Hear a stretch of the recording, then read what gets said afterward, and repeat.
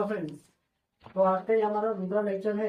Chapter आपको पता है, हम अभी फिलहाल पढ़ रहे हैं इनहेरिटेंस एंड वेरिएशन। तो दोस्तों, लास्ट लेक्चर में हमने देखा था introduction of the chapter inheritance and variation. इसके अलावा हमने थोड़ा हिस्टोरिकल बैकग्राउंड देखा था, मेंटल का जो हिस्टोरिकल बैकग्राउंड था थोड़ा वो हमने देखा। आज हम देखने वाले हैं दो क्वेश्चन के आंसर।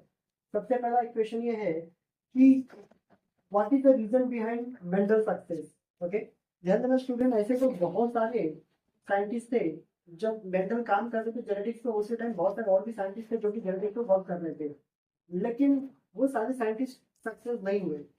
बट क्या रीजन था, आखिर मेंटल ही क्यों सक्सेस हुए। दूसरा क्वेश्चन जो है जिसका आंसर आज हम देखने वाले हैं वो है why did Mendel selected P plant. आखिर मेंडल ने पी प्लांट को ही सिलेक्ट क्यों किया।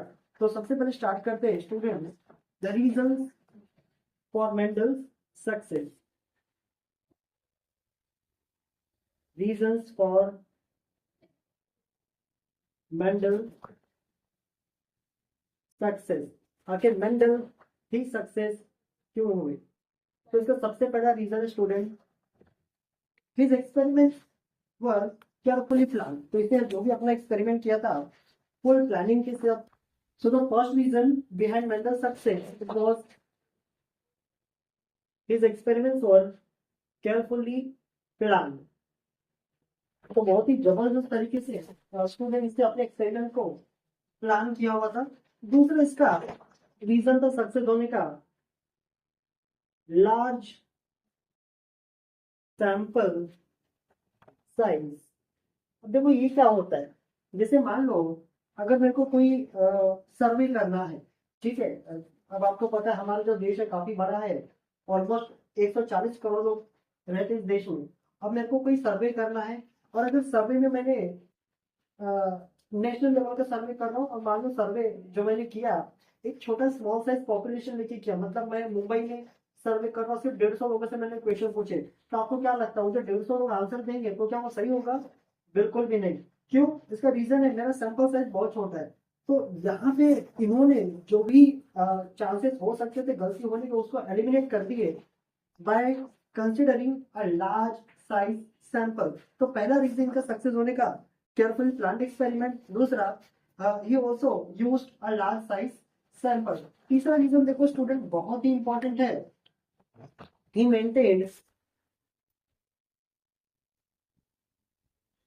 मेंटेन्ड quantitative and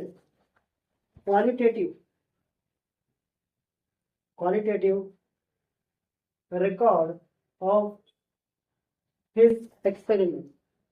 तो इन्होंने क्या किया था, जितना भी एक्सपेरिमेंट ये कर रहे थे ना उसका क्वांटिटेटिव यानी कि क्वांटिटी वाइज, इसका मतलब कितने सीड्स मिल रहे हैं। इसके अलावा क्वालिटेटिव रिकॉर्ड, तो जो भी क्वालिटेटिव रिकॉर्ड हो सकते हैं उसको प्रॉपरली इन्होंने मेंटेन करके रखा था, मतलब किस तरह के सीड्स मिल रहे हैं।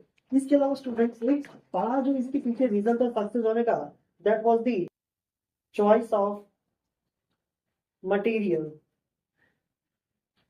For experiment. तो ये सबसे बड़ा रीजन था, choice of material for experiment. Remember student, I even said in my last lecture Mendel selected P plant for his experiment. तो इन्होंने जो सिलेक्ट किया था अपने एक्सपेरिमेंट के लिए that was the P plant, या फिर आप सिंपली बोल सकते हो उसका साइंटिफिक नेम है पाइसम सटाइवा। ओके, तो ये कुछ हम बोल सकते हैं मोटे मोटे रीजंस थे मेंडल्स के पीछे, मेंडल्स के सक्सेस होने के पीछे। तो दूसरा क्वेश्चन अभी ये है कि why did Mendel selected only pea plant. तो जैसा भी आपने देखा उसने जो मटेरियल सिलेक्ट किया था वो था पी प्लांट यानी कि पाइसम सटाइवा। सबसे बड़ा क्वेश्चन है कि why only pea plant, why not some other plant. तो नेक्स्ट विद स्टूडेंट, इसका भी आंसर हम फटा। तो next, why did Mendel selected pea plant. आखिर मेंडल ने पी प्लांट को सिलेक्ट क्यों किया। तो देखो सबसे पहला इसका रीजन था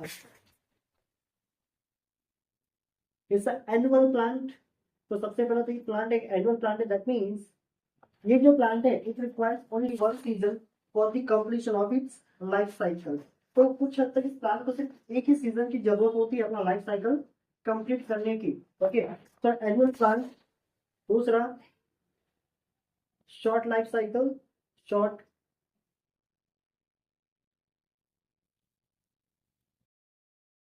लाइफ स्पैन। तो जो प्लांट है उसका जो लाइफ स्पैन होता है बहुत ही शॉर्ट होता है, ऑलमोस्ट अराउंड 3 to 4 मंथ्स का हम बोल सकते हैं। तो 3 से 4 महीने का प्लांट का पूरा लाइफ स्पैन देखने को मिलता है। इसका मतलब एक साल में ही कुछ हद तक हम बोल सकते हैं 3 से 4 जनरेशन को ग्रो कर पाना पॉसिबल है। ओके, सो सबसे पहला it's annual plant having short life span. तीसरा small herbaceous plant, small herbaceous plant. अब इसका मतलब क्या है, तो ध्यान देना ये बहुत छोटा पौधा होता है, कोई बहुत बड़ा ट्री नहीं होता है, छोटा सा पौधा होता है। क्योंकि छोटा है that means it requires less space, इसको कम जगह की जरूरत है। इसका मतलब इसको कम जगह में भी प्रॉपर तरीके से ग्रो किया जा सकता है। इसके अलावा प्रोड्यूसेस मेनी सीड्स, ये बहुत सारे सीड्स प्रोड्यूस करता है, ये भी इसका एक एडवांटेज था। तो ये बहुत सारे सीड्स को प्रोड्यूस भी करता है, ये भी इसका एक एडवांटेज देखने को मिलता है। नेक्स्ट बात करें दोस्तों, available in many contrasting character, बहुत सारे कॉन्ट्रास्टिंग कैरेक्टर में अवेलेबल है। Available in many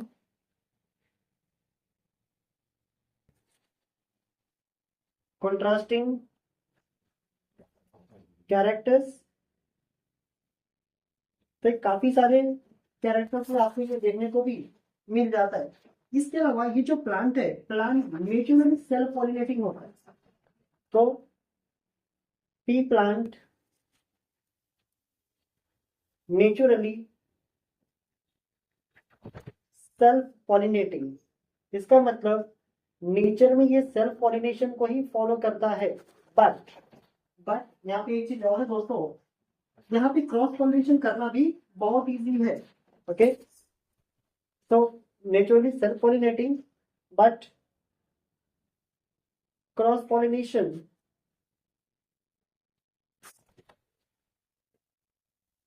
can also be done easily. अब क्रॉस पॉलिनेशन इजी क्यों होता है, तो क्रॉस पॉलिनेशन इजी होने का रीजन है दोस्तों, इमैस्कुलेशन यहाँ पे बहुत ज्यादा इजी होता है। क्रॉस पॉलिनेशन में एक स्टेप होता है उसका नाम है इमैस्कुलेशन। इमैस्कुलेशन मतलब है removal of male part of the flower, removal of स्टेमन, या फिर बोल सकते हैं removal of male part of the flower from the bisexual flower. तो यहाँ से मेल को निकालना इजी होता है। मेल को निकालना इजी क्यों है, क्योंकि वहां पे टोटल 10 स्टेमन्स है और अरेंजमेंट क्या होता है 9+1, यानी कि 9 स्टेमन एक बंच में होते हैं और एक स्टेमन अकेला होता है। तो वहां से कुछ हद तक इमैस्कुलेशन इजी होने की वजह से क्रॉस पॉलिनेशन भी यहाँ पे कुछ हद तक बहुत ज्यादा इजी हो जाता है। इसके अलावा दोस्तों यहाँ पे ध्यान देना, नो इंटरमीडिएट कैरेक्टर, यहाँ पे एज सच कोई इंटरमीडिएट कैरेक्टर देखने को नहीं मिलता। नो